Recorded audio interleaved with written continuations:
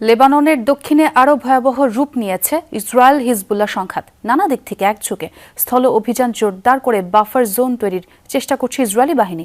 পাল্টা প্রতিরোধের চেষ্টা চালিয়ে যাচ্ছে হিজবুল্লাহ। 24 ঘণ্টায় ইসরায়েলের কয়েকটি ড্রোন ভূপাতিতের দাবি তাদের। সেনাদের একাধিক ঘাঁটি লক্ষ্য করে হামলার কথাও জানিয়েছে। এদিকে লেবানন পরিস্থিতি নিয়ে উদ্বেগ বাড়ছে আন্তর্জাতিক মহলে। যুদ্ধবিরতির নতুন প্রস্তাব দিয়েছে যুক্তরাষ্ট্র।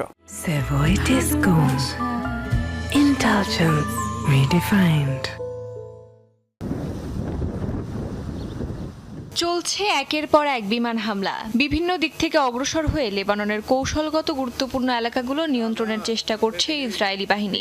আরও গভীরে প্রবেশ করছে স্থলবাহিনী।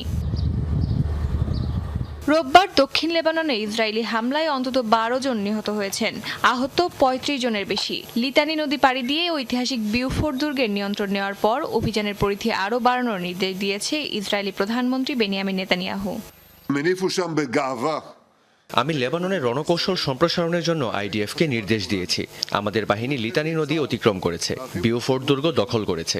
এখন নির্দেশ হলো হিজবুল্লাহ নিয়ন্ত্রণে থাকা এলাকাগুলোতে আমাদের অবস্থান জোরদার করা। ইসরায়েলি সেনাদের লক্ষ্য করে রকেট ও গোলাবর্ষণ করেছে হিজবুল্লাহ।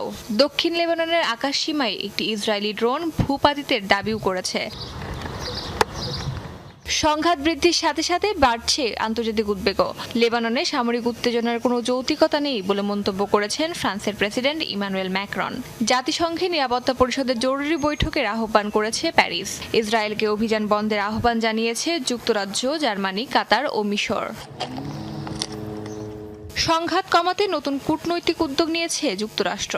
মার্কিন পররাষ্ট্রমন্ত্রী মার্কো রুবিও পৃথকভাবে লেবাননের প্রেসিডেন্ট জোসেফ আউন এবং ইসরায়েলি প্রধানমন্ত্রী বেনিয়ামিন নেতানিয়াহুর সাথে আলোচনা করেছেন। মার্কিন প্রস্তাব, ইসরায়েলের বিরুদ্ধে সব ধরনের হামলা বন্ধ করবে হিজবুল্লাহ। বিনিময়ে বৈরুত সহ লেবাননের বিভিন্ন এলাকায় সামরিক অভিযান আর না বাড়ানোর প্রতিশ্রুতি দেবে ইসরায়েল। তবে নতুন করে যুদ্ধবিরতির বিষয়ে এখনো কোনো অগ্রগতি হয়নি। অস্মিতা বিশ্বাস, যমুনা নিউজ।